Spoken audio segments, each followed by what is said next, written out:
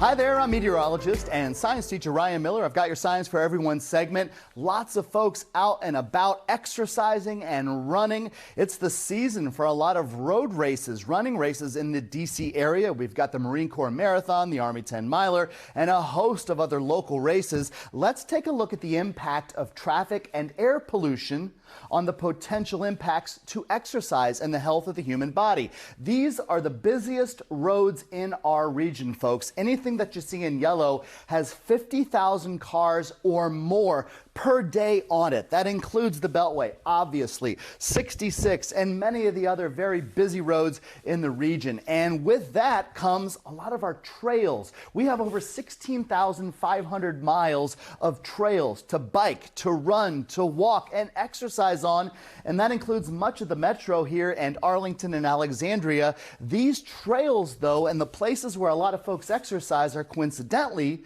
very near and close to a highway. I went and did some research. More cars, more traffic equals more pollution. That is absolutely studied and standardized. And there are some studies indicating that if you are near and close to highways with areas with lots of traffic, you get greater exposure to primary air pollutants and secondary air pollutants. One of the other studies I looked at, and there are several folks, that if you exercise, and mind you, if you're running or if you're riding your bicycle, you're breathing heavier, you're taking in more air, you're also taking in more pollution. It turns out if you exercise close to a highway or some of the busiest area roadways with lots of traffic, you actually might not be doing your body any good. You might be harming your body with that air pollution. The studies are indicating that the locations within about 165 feet of roadways, those locations are potentially the highest zones or areas with air pollution. To give you a perspective, this is Arlington looking off towards the east. This is Ballston, Roslyn, Georgetown. This is I-66, and this little tube that I put on top of I-66, well, that's 165 feet on either side of the highway. Many folks use the Custis Trail, which is directly adjacent to I-66 in many spots.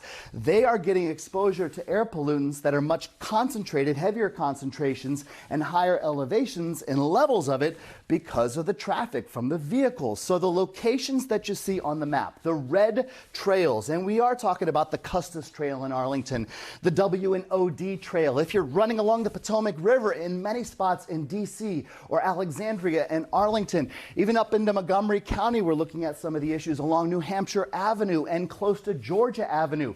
These spots, if you exercise, have elevated levels of air pollution, and you actually might be causing your body more harm by exercising near those locations than if you actually took a break or went somewhere else inside to exercise. More vehicles, more pollution. We know that relationship. Exercise increases your exposure to air pollution if you're doing it next to our busiest roads, and the impacts from that air pollution will outweigh the benefits of the exercise. So think about adjusting your schedules, adjusting your routes, and keeping yourself a little bit safer with the air pollution from the vehicles that are out there. And one more thing, gasoline-powered and diesel-powered vehicles certainly give off air pollution, but the tire and the particle matter from the electric cars out there, as tires get round and ground up a little bit, that can cause air pollution too.